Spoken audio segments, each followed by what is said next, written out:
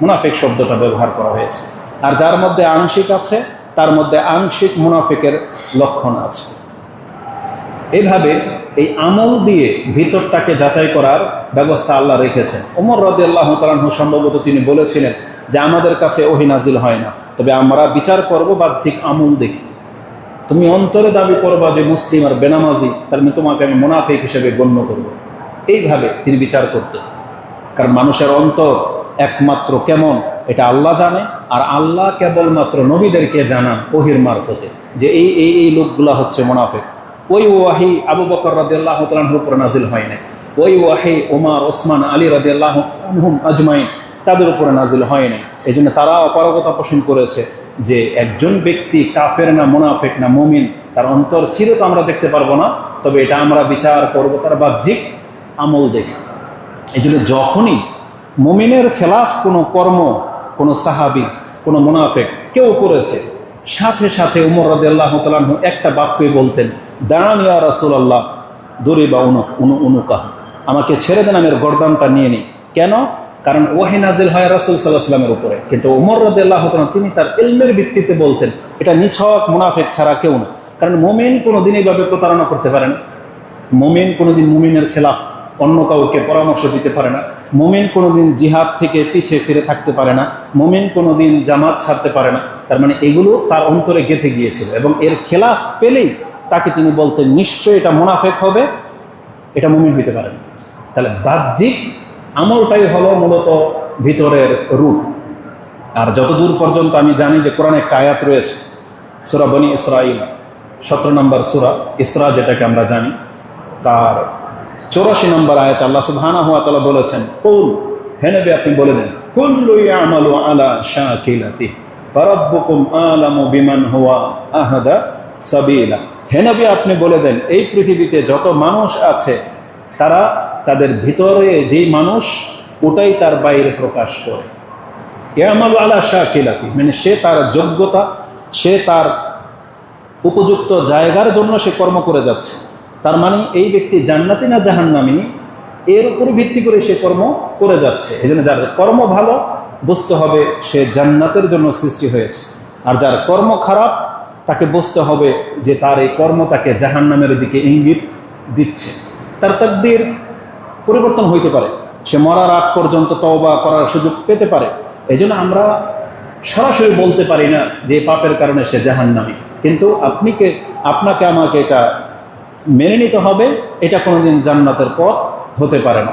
একজন নামাজি যদি প্রকাশ্যে বলতে না পারে আমি জান্নাত পাবো, তাহলে বেনামাজি কি করে সেটা দাবি করতে পারে যে আমি জান্নাতি?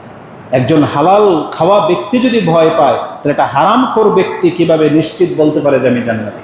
যেখানে আল্লাহ সুবহানাহু ওয়া তাআলা উদাসীন নামাজিকে বলেছেন তারা ওয়েল নামক জাহান্নামে জ্বলবে, তাহলে সেক্ষেত্রে বেনামাজির কি হতে পারে? তো এই বিষয়গুলোকে সামনে রেখে আজকের এই খুতবা যে আপনি মুসলিম যেহেতু আসুন ইবাদতের দিকে একটু নজর দিন, কারণ ইবাদত অত্যন্ত সেন্সিটিভ ব্যাপার। আপনার কমন সেন্স যদি থেকে থাকে আপনি একা বসে একবার ভাববেন, যদি আল্লাহর প্রতি ঈমান নিয়ে আসাই যথেষ্ট হতো তাহলে আল্লাহ সালাত কেন ফরজ করলেন, আল্লাহ সিয়াম কেন দিলেন, আল্লাহ আমাদেরকে হালাল কেন খেতে বললেন, আল্লাহকে ডাকতে কেন বললেন? মানে ঈমানের সাথে রিলেটেড এই যতগুলো ইবাদত আছে এগুলো কেন আমাদের উপরে ফরজ করা হলো? শুধু মুখে দাবি করলেই তো হয়ে যেত। নামাজ ফরজ হওয়ার আগে যে ডাকটা ছিল যে কুলু লা ইলাহা ইল্লাল্লাহ তুফলিহুন, শুধু লা ইলাহা ইল্লাল্লাহ বলো মুক্তি পেয়ে যাবে, এই একটা দাবি বহাল থাকলেই হতো। পরবর্তীতে সালাত কেন ফরজ হলো? তার মানে আল্লাহ সুবহানাহু ওয়া তাআলা যখন কোনো বিধান জারি করেন তার বান্দাদের এটা গুরুত্বের সাথে নিতে হবে যে আল্লাহ কিন্তু এগুলো সম্পর্কে কাল কিয়ামতের দিন না জিজ্ঞেস করে কিন্তু ছাড়বে না। কেন আজকের এই খুতবার বিষয়? কারণ আমরা মুসলিম হওয়া সত্ত্বেও আমরা আজকে বেনামাজি, আমরা হালাল হারামের তামিজ বুঝি না, মানে মন মর্জি মতো চলি এবং মন যেটা ভালো লাগে সেটাই করি, অথচ এই ইবাদতগুলো হচ্ছে আমাদের নাজাতের সাবাব। আসলে আমি আপনাকে এই সম্পর্কে একটা ছোট্ট দিক নির্দেশনা দেখাই। ইবাদত যে আমাদের আসল পরিচয়, এটা যে শুধু মুখের দাবি দিয়ে বাস্তবায়ন হবে না, এই সম্পর্কে কোরআনে স্পষ্ট কিছু দিক নির্দেশনা রয়েছে। যেমন কোরআনে একটা আয়াত আল্লাহ সুবহানাহু ওয়া তাআলা আমাদেরকে বলেছেন যে আমি তো তোমাদেরকে সৃষ্টি করেছি শুধু ইবাদতের জন্য, নাকি না? আর এই আয়াত আমাদের কারো অজানা। আল্লাহ বলেছেন ওমা খালাকতুল জিন্না ওয়াল ইনসা ইল্লা লিয়াবুদুন, আমি তো মানুষকে জিনকে অন্য কোনো উদ্দেশ্য নিয়ে সৃষ্টিই করি নাই। সৃষ্টি করেছি কেন? যে তুমি শুধু আমার গোলামি করবে। এই একটা আয়াত বারবার স্মরণ করিয়ে দেওয়া সত্ত্বেও এটা কেন আমাদের অন্তর থেকে আমরা নিতে পারতেছি না? কেন শুধু এই জিনিসটাকে ছেড়ে দিয়ে বাকি সব উদ্দেশ্য নিয়ে আমরা দুনিয়াতে কিন্তু বেঁচে আছি, অথচ যেই উদ্দেশ্য নিয়ে আল্লাহ আমাদেরকে সৃষ্টি করলেন সেই উদ্দেশ্যটা আমাদের কাছ থেকে মেসি। তাহলে আপনার আমার পরিচয় রইলটা কি? কারণ আপনার আমার পরিচয় তো এটা যে আমি আর আপনি আল্লাহর বান্দা। টুপি পরেছি, দাড়ি রেখেছি, এই যে লম্বা জামা পরেছেন, টাকনার উপর প্যান্ট, যে কোনো মাযহাবের লোক আপনাকে দেখলেই বলবে এটা মুসলমান, বলবে না?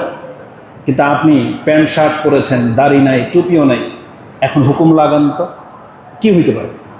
আপনি ধারণা করতে পারেন এটা একটা খ্রিস্টানও হইতে পারে, একটা ইহুদিও হইতে পারে, হিন্দুও হইতে পারে, বৌদ্ধও হইতে পারে, মুসলমানও হইতে পারে। তার মানে প্রত্যেকটা বেশভূষা এক একটা মাযহাবের ইঙ্গিত বহন করে। আপনি যখন একটা শালু কাপড় পরা ব্যক্তিকে, ওই যে বৌদ্ধদের যে ড্রেস দেখলেই আপনাকে জিজ্ঞাসা করা প্রয়োজন হয় না লোকটা বৌদ্ধ। তাহলে আপনি কেন বুঝেন না ইবাদত আমল কিন্তু মানুষের পরিচয় বহন করে। একটা ব্যক্তি একটা গলাতে লকেট ঝুলিয়েছে, ক্রুশ, আপনি দেখেই বুঝতে পারতেছেন লোকটা খ্রিস্টান, দেখেই বুঝতে পারতেছেন। তাহলে আমল যে ব্যক্তির পরিচয় বহন করে এটা মুসলিমরা কবে বুঝবে? তাহলে তাকেও আল্লাহ সুবহানাহু ওয়া তাআলা আমল দিয়ে এই পরিচয়টা পেশ করতে বলেছে যে তুমি মুসলিম। এটা প্রমাণ করো কি দিয়ে? পোশাক দিয়ে প্রমাণ করো। এই যে খাদ্য আমরা কোন হাতে খাই? ডান হাতে খাই, এটা মুসলিমদের আমল। বিসমিল্লাহ বলে খাচ্ছি, কথা বললে সালাম, এটা কোন ধর্ম? ইসলাম ধর্ম। তাহলে এগুলো যখন আমাদের কাছ থেকে বিদায় নেবে তাহলে আপনার আমার পরিচয় কি থেকে গেল?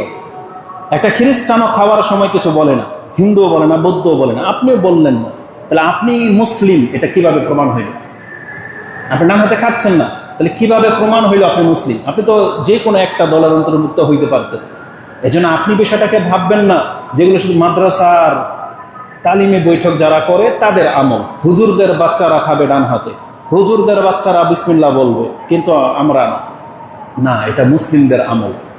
তা আল্লাহ আমাদেরকে বলেছেন আমি মূলত মানুষকে সৃষ্টি করেছি আমার গোলামি করার জন্য। এটা হচ্ছে মূল আমাদের সৃষ্টির পেছনে। বরং আল্লাহ সুবহানাহু ওয়া তাআলা আমাদেরকে বলেছেন আরো স্পষ্ট, আমি তোমাদেরকে সৃষ্টি করেছি এবং এই আমলগুলো ফরজ হালাল হারাম করেছি যাতে করে তোমাদেরকে আমি পরীক্ষা করতে পারি যে কে তার দাবিতে সত্য। আর এটা স্পষ্ট একটা আয়াত সূরা মুলকে আছে 2 নম্বরে, আল্লাজি, সেই সত্তা যার হাতে রাজত্ব। তিনি তোমাদেরকে কেন সৃষ্টি করেছেন? আল্লাজি খালাকাল মাউতা ওয়াল হায়াত, জীবন এবং মৃত্যুর মাঝের এই সময়টাকে কেন আল্লাহ সুবহানাহু ওয়া তাআলা সৃষ্টি করেছেন? লিয়াবলুয়াকুম, যাতে করে আমি তোমাদেরকে পরীক্ষা করতে পারি। আইয়ুকুম আহসানু আমালা, আইয়ুকুম আহসানু আমালা, যে তোমাদের মধ্যে কে ভালো ভালো কাজগুলো করে। তাহলে কাজের মধ্যে আহসান এবং সাইয়্যা দুইটা জিনিস আছে, খারাপ কাজ আর ভালো কাজ। তাহলে আল্লাহ আমাদেরকে বলতে চাচ্ছেন যে আমি মুসলিম প্রমাণ করব কি দিয়ে? ভালো ভালো কাজ দিয়ে। মুসলিমের সাথে খারাপ কাজগুলোর সম্পর্ক থাকতে পারে না, যতদূর সম্ভব তাকে ভালো কাজের দিকে আসতে হবে। এটাই হচ্ছে তার প্রমাণ যে সে ভালো না মন্দ। তারপর আল্লাহ সুবহানাহু ওয়া তাআলা বলেছেন যে কিন্তু এই মুসলিমরা পূর্বের জাতির দিকে ফিরে গেছে। আপনি কি জানেন যে পূর্বের জাতিরা শুধু মুখে বলতো যে আমরা আল্লাহর বান্দা, আমরা আল্লাহর মুহিব্বিন, মানে আল্লাহর পছন্দনীয় বান্দা, আমরা হচ্ছে আল্লাহর ওলি। যেমন খ্রিস্টানরা, ইহুদিরা দাবি করত, যে এই আয়াত আপনি সূরা বাকারাতেও পাবেন, যে আয়াত আপনি সূরা জুমাতেও পাবেন। সূরা জুমার মধ্যে, যেটা জুমার নামাজের মধ্যে তেলাওয়াত, তাতে কি বলা হয়? কুলিয়া আইয়ুহাল্লাযীনা হাদু, হে ইহুদিরা, ইন জামতুম আন্নাকুম আউলিয়াউ লিল্লাহ মিন দুনিন নাস, তোমরা যদি এটা ধারণা করে থাকো, দাবি করে থাকো যে তোমরাই একমাত্র আল্লাহর ওলি, অন্য কেউ না, মিন দুনিন নাস ফাতামান্নাউল মাউত, তাহলে মরে যাও, মৃত্যু কামনা করো, যে আল্লাহ আমাদেরকে মেরে দেন, আপনার কাছে নিয়ে নেন। কিন্তু আল্লাহ কি বলেছেন? ওয়ালা ইয়াতামান্নাউনাহু আবাদাম বিমা কাদ্দামাত আইদিহিম, তার হাত যেটা অগ্রিম প্রেরণ করে দিয়েছে, এই ইহুদিরা জীবনে কোনোদিন মরতে চাইবে না, কারণ জানে মরলে ওকে ধরা হবে। তা আল্লাহ স্পষ্ট বলে দিয়েছেন। যেমন আমি আর আপনি যদি ইমানের উপরে থাকি মরতে কষ্ট হবে না, রাসূল বলেছেন মুমিনের মৃত্যু হবে মশক খুলে দিলে পানি যেভাবে বেরিয়ে যায় তার আত্মা এইভাবে বেরিয়ে যায়, কারণ তাকে সুসংবাদ দেওয়া হবে। কিন্তু একটা পাপী ব্যক্তি মরতে চাইবে না। হাদিসের কোরআনের ভাষা কি আছে? সূরা নিসাতে একটা আয়াত আছে সম্ভবত, যে হে নবী আপনি যদি দেখতেন এই যে মালাকুল মউত যখন পাপীদেরকে আত্মা গ্রহণ করে, কাফেরদের বা পাপীদের, তার চেহারাত এবং গর্দানে আঘাত করা হয় এবং আযাবের ফেরেশতা এসে বলে উখরুজি ইয়া আইয়াতুহান নাফসুল খাবিস কানাত ফিল জাসাদিল খাবিস, হে খারাপ আত্মা, খারাপ দেহের মধ্যে আছো, বের হয়ে আসো, ইলা গাদাবিল্লাহ, আল্লাহর রাগের দিকে তুমি বের হয়ে আসো, লা আযাবিল্লাহ, আল্লাহর আযাবের উদ্দেশ্যে বের হয়ে আসো। তাকে এইভাবে ভয় দেখানো হয় এবং মেরে তাকে বের করানো হয়। কিন্তু একটা মুমিনের আত্মা রহমতের ফেরেশতা এসে তাকে সুসংবাদ দিয়ে সালাম দিয়ে বের হতে বলে। যে রাসূল বলেছেন যে পানির মশক খুলে দিলে পানি যেভাবে গড়গড় করে পড়ে যায়, এভাবে মুমিনের আত্মাটা বেরিয়ে চলে আসবে। তাহলে আল্লাহ সুবহানাহু ওয়া তাআলা আমাদেরকে জানিয়েছেন যে মুখে দাবি করলেই শুধু আল্লাহর বান্দা হওয়া যায় না, যেমনটা ইহুদিরা করত।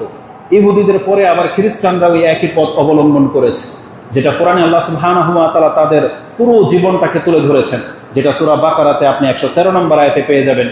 তাতে আল্লাহ সুবহানাহু ওয়া তাআলা বলেছেন ওয়াকালাতিল ইয়াহুদু লাইসাতিন নাসারা আলা শাইইন ওয়াকালাতিন নাসারা লাইসাতিল ইয়াহুদু আলা শাই ওয়া হুম ইয়াতলুনাল কিতাব। আল্লাহ সুবহানাহু ওয়া তাআলা বলেন ইহুদিরাও দাবি করত আমরাই শ্রেষ্ঠ, এই সব খ্রিস্টানরা হক পথে নাই। আবার আল্লাহ যখন ওদের মর্যাদা ছিনিয়ে খ্রিস্টানদেরকে দিয়ে দিলেন, নাসারাদেরকে দিয়ে দিলেন, তখন তারাও কি করলো, তার নবীর পরে আমল ছেড়ে দিল, ছেড়ে দিয়ে ওই সুর ডাকতে লাগলো যে আমরা শ্রেষ্ঠ, ইহুদিরা মূলত কিছুই না। সুবহানাল্লাহ, আল্লাহ বলতেছেন ওহুম ইয়াতলুনাল কিতাব, অথচ তারা কিতাব পড়ে। কিতাব পড়ে কি পেয়েছে? কিতাব পড়ে কিতাব পেয়েছে যে দাবি করলেই নাজাত, নাকি আল্লাহ সুবহানাহু ওয়া তাআলা তাদেরকে কিতাব দিয়ে এটা জানিয়েছিলেন যে ইমান আমল বিহীন কিন্তু আল্লাহর কাছে গ্রহণযোগ্যতা পাবে না। তাওরাত এটা নাজিল করা হয়েছে, ইনজিল এটা নাজিল করা হয়েছে।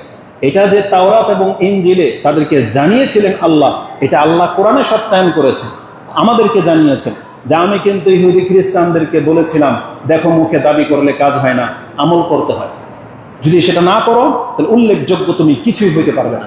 যেমন আল্লাহ সুবহানাহু ওয়া তাআলা কোরআনের একটা আয়াতে বলেছেন, যেটা আপনি সূরা মাইদাতে পেয়ে যাবেন।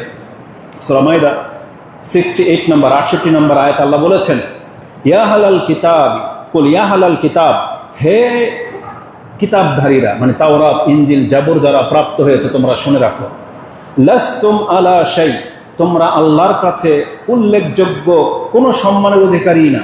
লাস্তুম আলা শাইইন হাত্তা তুকিমুত তাওরাত ওয়াল ইনজিল ওয়া মা উনজিলা ইলাইকুম মির রাব্বিকুম, তোমাদের রবের পক্ষ থেকে যে তাওরাত এবং ইনজিল এবং যা কিছু নাজিল হয়েছে তোমাদের নবীদের মাধ্যমে, এটাকে যদি বাস্তবায়নকারী না হও তাহলে কিন্তু তোমরা আল্লাহর কাছে উল্লেখযোগ্য কিছুই না। এই কথা নাজিল করা হয়েছে। আপনি এটা পড়লে মনে হবে যে এটা তো ইহুদি খ্রিস্টানদেরকে বলা হয়েছে, কিন্তু আমাদের কোরআনে পূর্বের জাতির যদি কোনো ঘটনা, কোনো চরিত্র ভালো বা মন্দ উল্লেখ করে থাকেন, তার মানে কারণ হলো আল্লাহ চাচ্ছেন আমরা যেন এদের মতো না হই। আর যদি ভালো কোনো কিছু উল্লেখ করে থাকেন, আল্লাহ চাচ্ছেন আমরাও যেন এটা করি।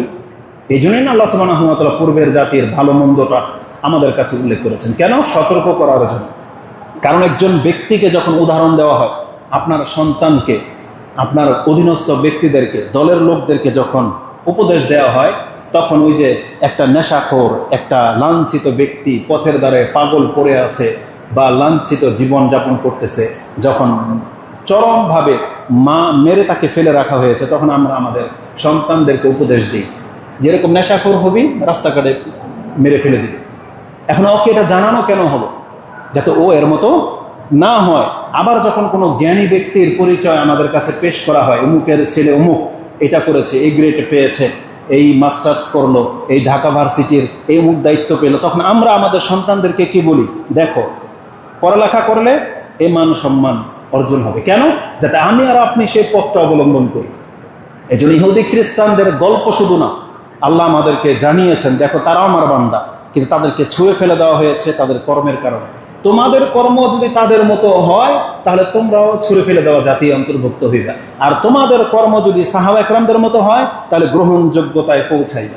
এটাও কিন্তু আল্লাহ কোরআন এক্সাম্পল দিয়েছে, যেটা আপনি সূরা বাকারাতে 137 নম্বর আয়াতে পেয়ে যান। আল্লাহ বলেছেন ওয়াইন আমানু বিমিসলি মা আমানতুম বিহি ফাকাদ ইহতাদাউ। আজকে হে মুহাম্মদ, আপনি এবং আপনার এই টিম যেইভাবে আমার প্রতি ঈমান এনেছে, পরবর্তীরা যদি এই রকম ঈমান আনতে পারে তাহলেই কিন্তু হেদায়েত প্রাপ্তদের অন্তর্ভুক্ত হবে, নয়তো না। তাহলে আল্লাহ যখন কোনো জাতির এক্সাম্পল নিয়ে আসেন, আল্লাহ চাচ্ছেন যে আমরা তাদের মতো না হই। আমরা ভালো কিছু নিয়ে আসলে আল্লাহ চাচ্ছেন যে আমরা ভালো কিছু হই। এটাই হচ্ছে উদ্দেশ্য পূর্বের জাতির ঘটনা উল্লেখ করা। তাহলে আল্লাহ সুবহানাহু ওয়া তাআলা এই আয়াতের মধ্যে আমাদেরকে এটাই বলেছে যে তাদেরকে এটা বলা হয়েছিল যে দেখো, তোমরা কিন্তু দাবি করলেই নাজাত পাবে না, আল্লাহ গ্রহণ করবেন না। কি লাগবে? বাস্তবায়নকারী লাগবে, আল্লাহর ওহীর বাস্তবায়নকারী তোমাদেরকে হইতে হবে। এই আয়াতটা এটা এমন একটা কঠিন একটা আয়াত। ইমাম বুখারী রাহিমাহুল্লাহ এর তাফসীর করেছেন এবং তাতে সুফিয়ান আস-সাওরী, আমাদের একজন সালাফ প্রখ্যাত তাবী, তার একটা উক্তি পেশ করেছেন। ইমাম সুফিয়ান আস-সাওরী তিনি বলতেন, লাস্তুম মা ফিল কোরআনি আয়াতুন আশাদ্দু আলাইয়া। কোরআনের এমন কোনো আয়াত নাই যে আমার উপরে এত ভারী মনে হয় এই আয়াতটা ছাড়া।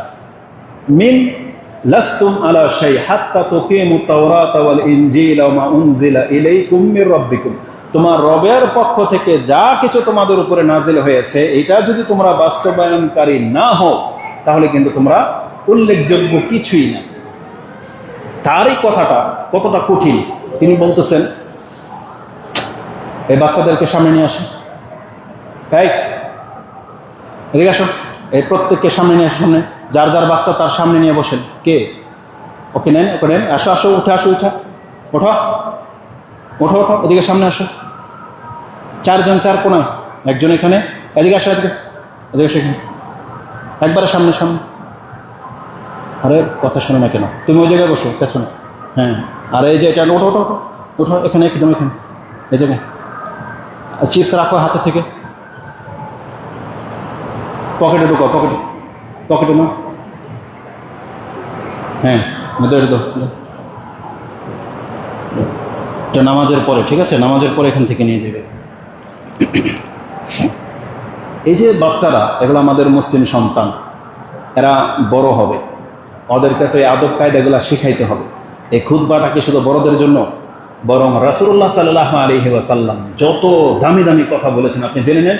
বড়দের চেয়ে এদের বয়সের সাহাবায়ে কেরামরা ওটাকে সবচেয়ে বেশি গ্রহণ করেছিল এবং এটাকে বাস্তবায়ন করেছে।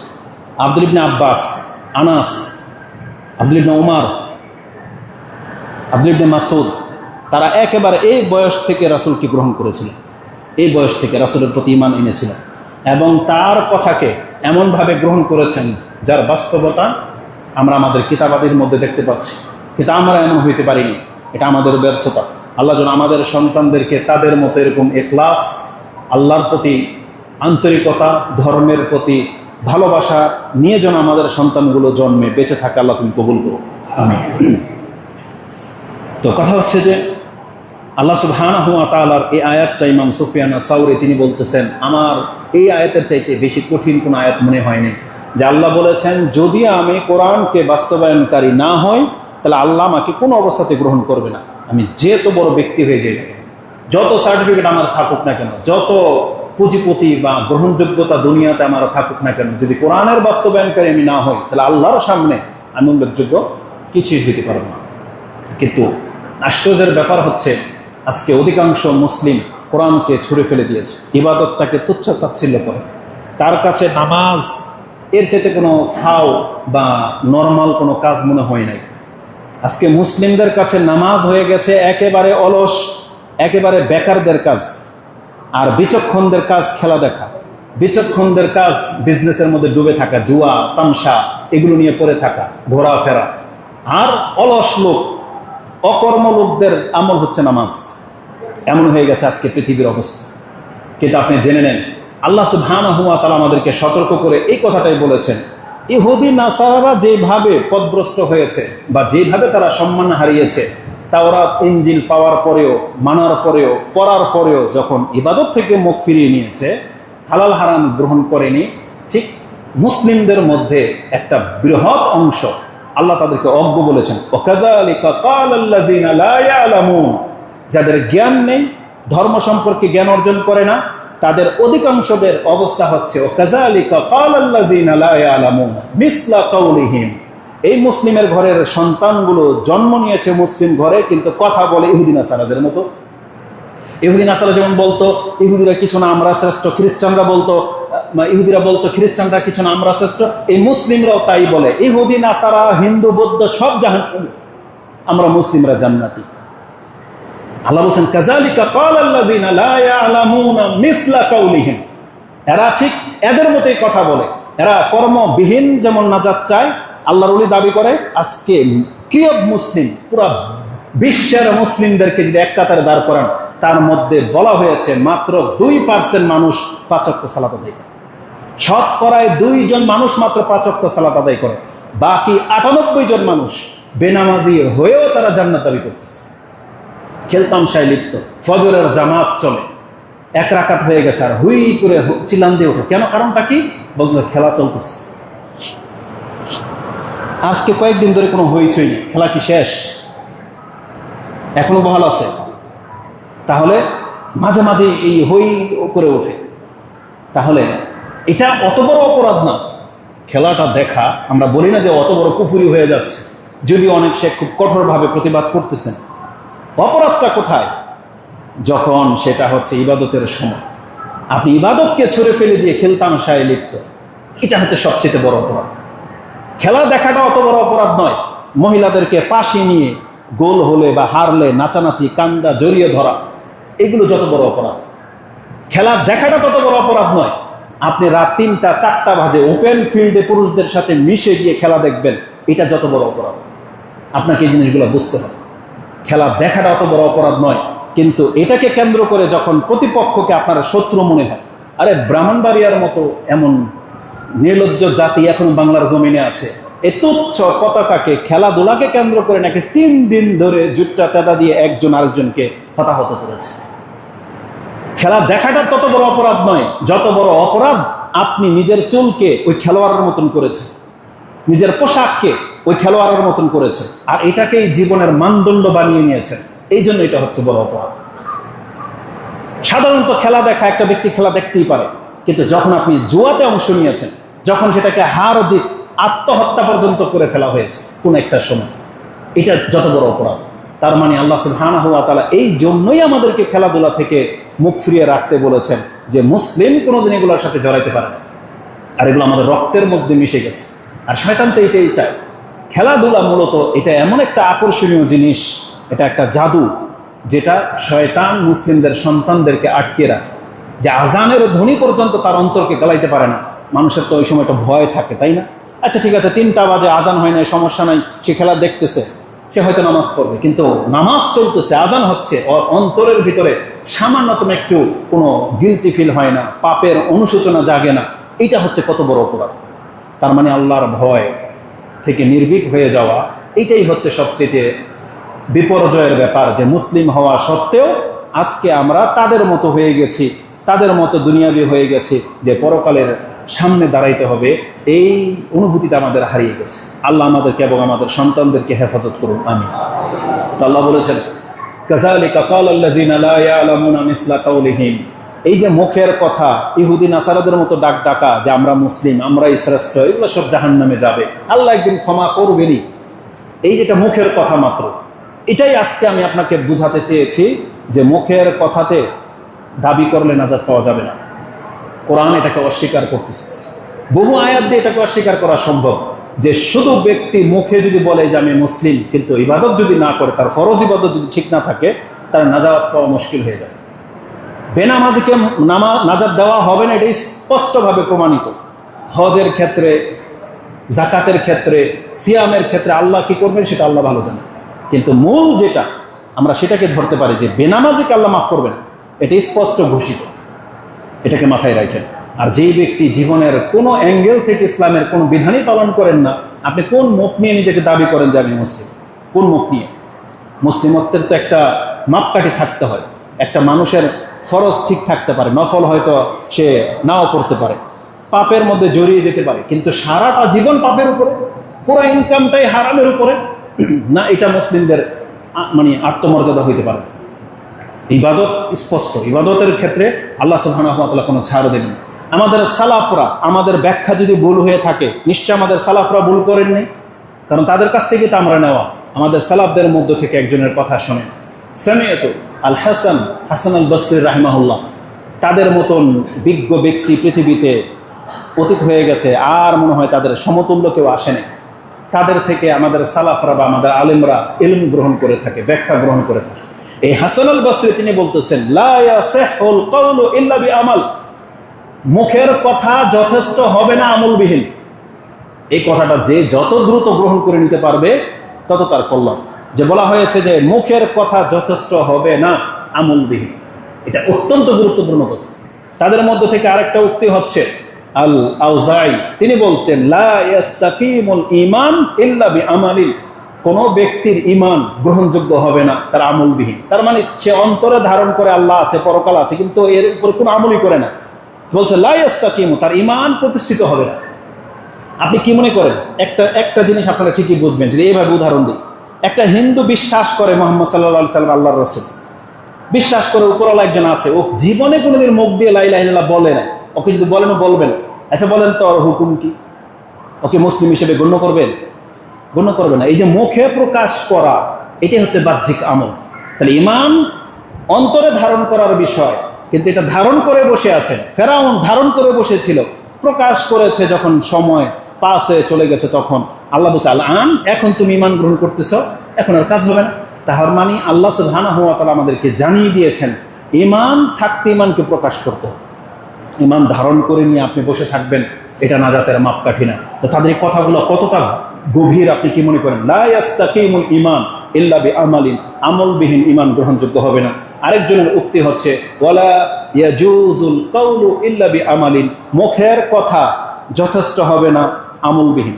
আপনি বলেছেন আমি মুসলিম, নামাজ না পড়লে আপনার মুখের কথা দাবি গ্রহণযোগ্য হবে না। আপনি বলছেন আপনি মুসলিম, হালাল না খেলে আপনার মুখের কথা আল্লাহ সুবহানাহু ওয়া তাআলার কাছে কোনো মূল্য নেই।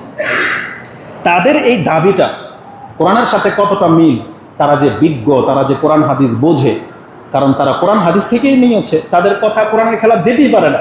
কোরআনে তাদের সম্পর্কে ইঙ্গিত রয়েছে। আল্লাহ সুবহানাহু ওয়া তাআলা আমাদেরকে সূরা ফাতির 35 নম্বর সূরার 10 নম্বর আয়াতে উল্লেখ করেছেন, মান কানা ইউরিদুল ইজ্জাহ ফালিল্লাহিল ইজ্জাতু জামিয়া, যেই ব্যক্তি সম্মান চায় তাহলে সে জেনে রাখো সম্মানের মালিক একমাত্র আল্লাহ। আল্লাহ কেন বলেছেন এটা? তার মানে আপনি সম্মানিত হতে চান, আল্লাহকে মেনে নেন। আর আল্লাহ নিজে বলেছেন মুসলিমরা হচ্ছে সম্মানিত, তার মানে আপনি সম্মানিত হতে চাইলে আপনাকে মুসলিম হইতে হবে। তারপর আল্লাহ কি বলেছেন জানেন? আল্লাহ বলেছেন ইলাইহি ইয়াসআদুল কালিমুত তাইয়্যিব, একজন ব্যক্তি যখন লা ইলাহা ইল্লাল্লাহ বলে, যে কালিমাত তাইয়্যিব যখন বলে, এটা আল্লাহর কাছে যায়, পৌঁছে। নাহলে আল্লাহর কাছে না গেলে আল্লাহ গ্রহণ করবে কিভাবে? আল্লাহ বলছে ইলাইহি ইয়াসআদুল কালিমুত তাইয়্যিব, আল্লাহর কাছে কালেমাটা পৌঁছে। কিন্তু তারপরে কি হয়?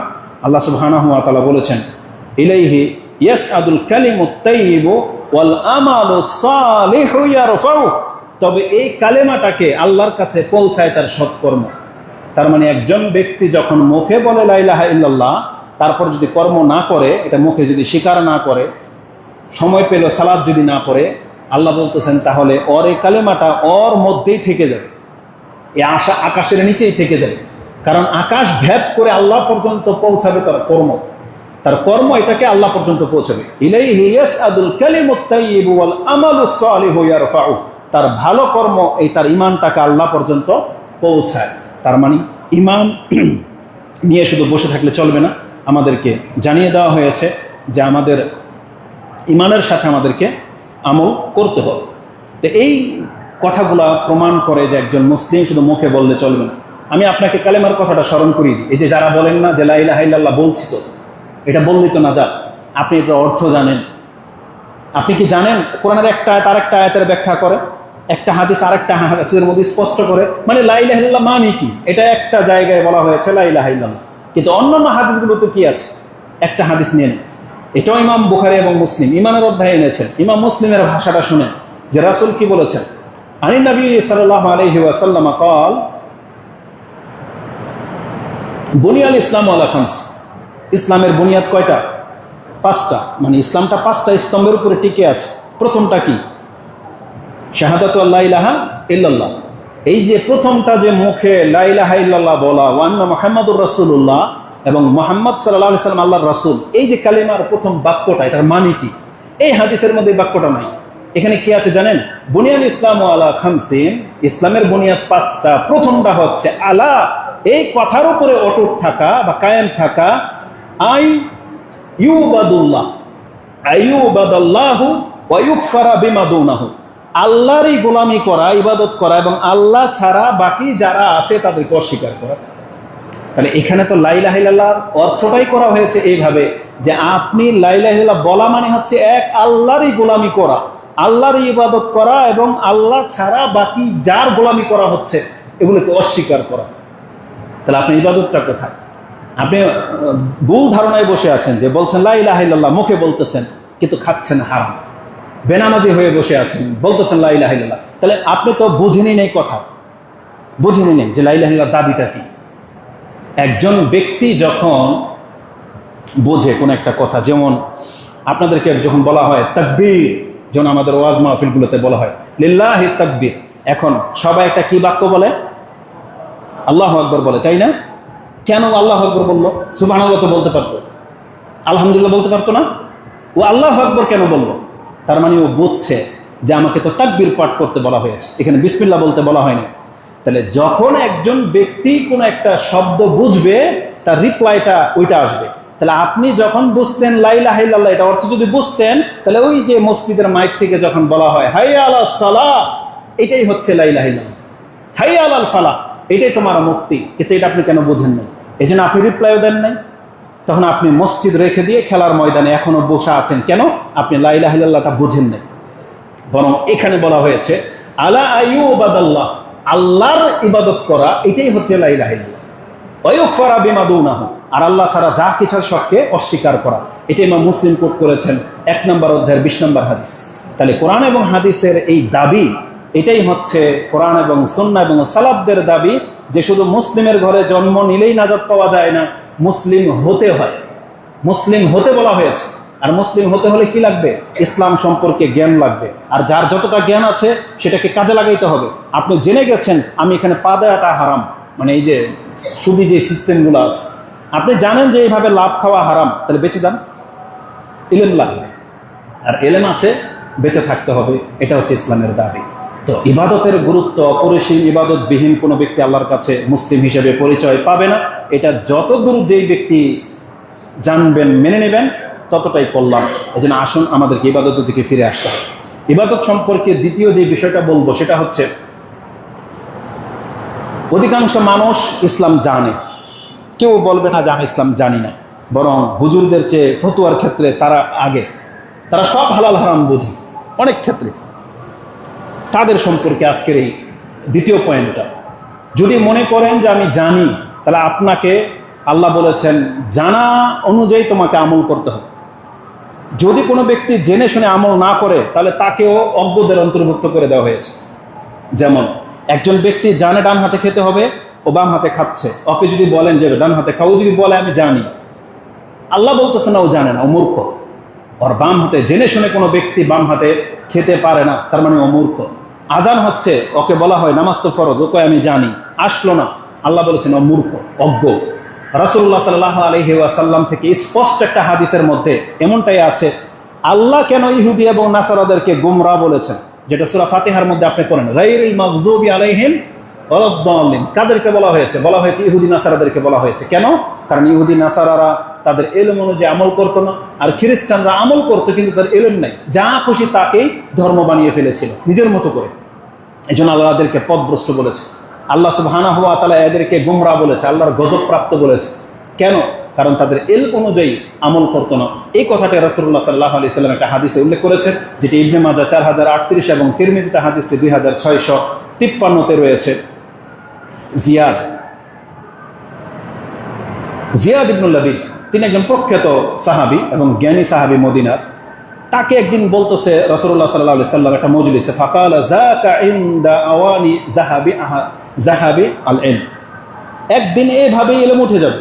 যেমন আমরা বলি না অনেক সময় কথার কথা, এই যে অতীতের অনেক কিছু উঠে গেছে, কত গাছ বিলুপ্ত হয়ে গেছে, কত মাছ বিলুপ্ত হয়ে গেছে, কত প্রথা বিলুপ্ত হয়ে গেছে, একদিন এইভাবেই আমরাও বিলুপ্ত হয়ে যাব। রাসূল বলেছেন এই কোরআন আকাশ থেকে যে জ্ঞান নাজিল হয়েছে এটাও একদিন বিলুপ্ত হয়ে যাবে। তো লাবিদ ইবনে জিয়াদ তিনি বলতেছেন কাইফা ইয়ারফাউল ইলমু ইয়া রাসূলুল্লাহ, কোরআনের জ্ঞান আমাদের কাছ থেকে কিভাবে উঠে যাবে? কেন? বলতেছে ওয়া নাহনু নাকরাউল কোরআন, আমরা নিজেরা কোরআন পড়ি প্রতিদিন, ওয়া নুকরিউহু আবনাআনা, আমাদের সন্তানদেরকে আমরা কোরআন শিখাচ্ছি, আমাদের পরে তারাও কোরআন পড়বে, তারাও তাদের সন্তানদেরকে, ওয়া ইউকরিউ আবনাআনা আবনাআহুম, আমাদের সন্তানরা তাদের সন্তানদেরকে কোরআন শিখাবে। এই সিলসিলা আজকে 1400 বছর ধরে চলতেছে। কত লক্ষ হাজার মানুষ কোরআনকে মুখস্থ করে হাফেজ হয়ে আছে না? তাহলে কিভাবে এলেন, কিভাবে উঠে যাবে? এটা তো কিয়ামত পর্যন্ত চলবে। সুবহানাল্লাহ, রাসূলুল্লাহ সাল্লাল্লাহু আলাইহি ওয়াসাল্লাম তাকে কথাটাই বলেছেন, ইন কুনতু লা আরাকা মিন আফকাহি রাজুলিন মিনাল মদিনা, আমি তো তোমাকে মদিনার সবচেয়ে বিচক্ষণ ব্যক্তিদের একজন ভাবতাম। বাস্তবিক তিনি বিচক্ষণ, কিন্তু রাসূলুল্লাহ সাল্লাল্লাহু আলাইহি ওয়াসাল্লাম তাকে ইঙ্গিতমূলক বলেছেন যে তোমার বিদ্যা বুদ্ধি কি তোমাকে আরো কিছু দেখায় না? কি সেটা? তখন রাসূলুল্লাহ সাল্লাল্লাহু আলাইহি ওয়াসাল্লাম বলেছেন ইয়াকরাউনা আত-তাওরাত, তিনি বলেছেন আওয়ালাইসা হাযিহিল ইয়াহুদ ওয়ান নাসারা ইয়াকরাউনা আত-তাওরাত ওয়াল ইনজিল, তুমি কি ইহুদি খ্রিস্টানদেরকে দেখতে পাচ্ছ না বর্তমানে পৃথিবীতে বহাল আছে, তাদের ঘরে কি তাওরাত ইনজিল নাই? বলছে আছে। তারা কি পড়ে? বলছে পড়ে। তাহলে আল্লাহ তাদেরকে গুমরাহ কেন বলেছে? তার মানে এই ইহুদি নাসারা এমন একটা জাতি, তারা তাওরাত এবং ইনজিল থাকা সত্ত্বেও আমল করে নিজেদের মতো করে। তাওরাত জীবনে কোনোদিন বিয়ের ক্ষেত্রে ব্যবহার করে না, তাওরাত ব্যাংক সুদের মানে এই লেনদেনের ক্ষেত্রে ব্যবহার করে না, তাওরাতকে বিচার আচারের ক্ষেত্রে ব্যবহার করে না, সব কিছু তারা নিজেরা করে। তাওরাত টেবিলে রাখা আছে। আজকে মুসলিমদের অবস্থাটা কেমন হয় নাই? কোরআন ঘরে আছে, কোরআন পকেটে আছে, কিন্তু বিচার ফয়সালা হয় নিজেদের মতো করে, রাষ্ট্র পরিচালনা হয় নিজেদের মতো করে, যে কোনো কিছু বিয়ে শাদী হয় নিজেদের মতো করে, সব কিছু শুধু নামকে ইসলামটাকে ব্যবহার করা হয়, কিন্তু সব কিছু নিজেদের থিওরি অনুযায়ী চলতেছে। ব্যাংকিং সিস্টেম, এই অর্থনৈতিক লেনদেন, ব্যবসার ধরন, যে যার মতো করে খুশি রাষ্ট্র পরিচালনা করতেছে নিজেদের মতো করে। তাহলে কোরআন কি কাজে লাগছে আপনার? আজকে সারাদিন আপনার কোরআন কোন কাজে লেগেছে? আপনি দেখাইতে পারবেন না যে আজকে কোরআনটা আমি এই কাজে ব্যবহার করেছি। পরিণত নাই, কোরআনের থেকে একটা জিকিরও নেন নাই, একটা দোয়াও নেন নাই, কোনো কাজে কোরআন ব্যবহার হয় না। শুধু কোরআন ব্যবহার হয় মরার দিন, এটা না হয়েছে। এ শুধু নামাজে কোরআন একটু ব্যবহার করা হয়। তাহলে রাসূলুল্লাহ সাল্লাল্লাহু আলাইহি সাল্লাম এই কথাটাই বলেছেন, ইহুদি নাসারারা যেভাবে তাওরাত ইনজিল গ্রহণ করার পরেও যখন এটাকে নিজের জীবনে বাস্তবায়ন করে না, তাদের কাছ থেকে যেমন তাওরাত ইনজিলের জ্ঞান উঠে গেছে, আজকে আমাদের ঘরেও কোরআন থাকা সত্ত্বে যেহেতু আমরা কোরআন পড়ি না, কোরআন বুঝি না, এই জন্য ম্যাক্সিমাম মুসলিম বলতে পারবে না কোরআনের বিধান, কোরআনের কোন জায়গায় কোন কি আদেশ আল্লাহ করেছে, এটা আমরা ম্যাক্সিমাম মুসলিমরা বুঝি না। কেন? কারণ এটা আমরা গুটি কয়েকটা হুজুরদের জন্য ছেড়ে দিয়েছি কোরআন, যে হুজুররা কোরআন বুঝবে, তারা আমাদেরকে যা বলবে তা। কিন্তু এটা তো ব্যক্তি পর্যায়ের দায়িত্ব ছিল যে আমি আর আপনি কোরআন বুঝবো, পড়বো, আমল করব, বা যেই আপনি পড়তে না পারলে যেই কোরআনের আয়াত দিয়ে আপনাকে আদেশ দেওয়া হচ্ছে, নিষেধ করা হচ্ছে, অন্তত আপনি মসজিদ থেকে শুনছেন এবং মেনে তো নেওয়া উচিত ছিল। কিন্তু আমাদের চরিত্র তো ইহুদি নাসারাদের মতোই। ম্যাক্সিমাম মানুষ কোরআন হাদিস শোনে না, আর শুনলেও সেটা গ্রহণ করতেছে না, শুধুমাত্র ওই নিয়মের অনুযায়ী একটু বসতে হয়, শুনলেন বাস, এতটাই। ব্যবসায়ীরা সকালবেলা বরকতের জন্য কোরআন একটু প্লে করে, সকালবেলা যখনই ঘরটা খুলবে, হিন্দুদের মতো দেখবেন, হিন্দুরা প্রথম দোকানটাকে ঝাড়ে, একটু পানি ছিটায়, ধূপ জ্বালায়, তারপরে যা খুশি তা করে। তো মুসলিমরাও সকালবেলা একটু কোরআন প্লে করে নেবে আধা ঘন্টা, তারপরে মিউজিক, সারাদিন মিউজিক। এমন কোনো মুসলিমের দোকান নাই যেগুলোতে মিউজিক না বাজে। হোটেলগুলোতে আপনি ঢুকলেই দেখবেন মিউজিকের মানে শব্দ। কেন? ব্যবসার সাথে মিউজিকের কি সম্পর্ক? তার মানে অশ্লীলতাকে সব জায়গায় নিয়ে আসা হয়েছে, কিন্তু কোরআনকে নিজের জীবন থেকে উৎখাত করে দেওয়া হয়েছে। রাসূলুল্লাহ সাল্লাল্লাহু আলাইহি ওয়াসাল্লাম এই কথাটাই বলেছেন, হাযিহিত তাওরাত ওয়াল ইনজিল, এই যে তাওরাত এবং ইনজিল, ইনদা আল ইয়াহুদি ওয়ান নাসারা, ইহুদি এবং খ্রিস্টানদের কাছে আছে, ফামাযা তুগনি আনহুম, তুমি বলো তো দেখি এই তাওরাত আর ইনজিল ইহুদি নাসারাদের কি উপকার করেছে? তাহলে আমরা যদি বলি এখন মেম্বর থেকে, আমাদের কোরআন আমাদের জাতিকে কি উপকার করেছে? কারণ জাতি তো কোরআন থেকে কিছু নেয়ই না, নেয় সব যার তার কাছ থেকে। ওই যে আর্জেন্টিনা, ব্রাজিল, অমুক তুমুক, আমেরিকা, ওদের কাছ থেকে নেবে, ওরা যা দেবে তা নেবে, কিন্তু কোরআন থেকে আমরা কি নিচ্ছি? তাহলে রাসূলুল্লাহ সাল্লাল্লাহু আলাইহি সাল্লাম বলেছেন, এইভাবে একদিন মুসলিমদের কাছ থেকেও ইসলাম উঠে যাবে, যদিও তারা কোরআন পাঠ করবে, কিন্তু কোরআন যে শিক্ষা তাদেরকে দিবে সেটা সমাজে পাওয়া যাবে না। এই জন্য আমল ছেড়ে দিলে এটা আমাদের হয়, কারণ আমরা আজকে জানার দাবি করি কিন্তু আমল নাই, যার ফলে আজকে আমাদের এই অবস্থা। আল্লাহ সুবহানাহু ওয়া তাআলা বলেছেন, ইবাদতের মানি হলো হেদায়েতের পথে থাকা, যেটা আপনি সূরা ইয়াসিন 36 নম্বর সূরাতে পেয়ে যাবেন। একটা আয়াতে 61 নম্বর আয়াত আল্লাহ বলেছেন, ওয়া আনি'বুদুনি হাযা সিরাতুন মুস্তাকিম, হাযা সিরাতুন মুস্তাকিম, আমার ইবাদত করো, এটাই হচ্ছে সরল পথ। তার মানে যারা ইবাদত করেন না, তো তার মানে আপনি সরল পথে নাই।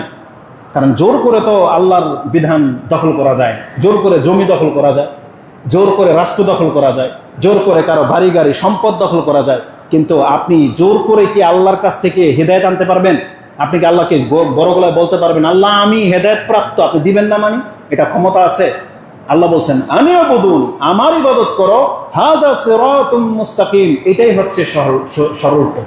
এই পথে তুমি নাই, তার মানে ইবাদত ছেড়ে দিলে তুমি এই পথের থেকে বেরিয়ে যাবে।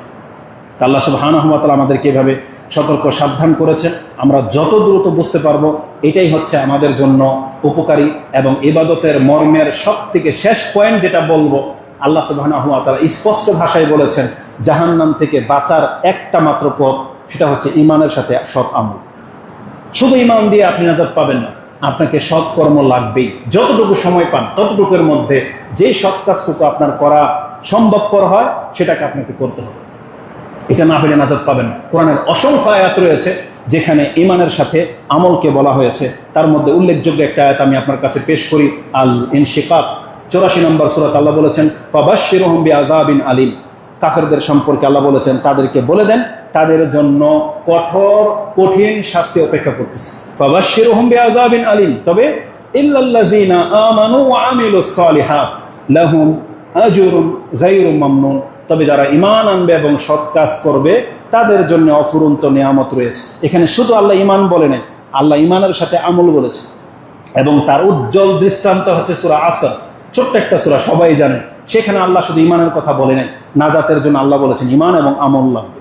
এই জন্য যত দ্রুত সম্ভব এটাকে মেনে নেওয়াটাই আমাদের জন্য কল্যাণ। আল্লাহ আমাদেরকে বোঝার এবং সে অনুযায়ী আমল করার তৌফিক দান করুন।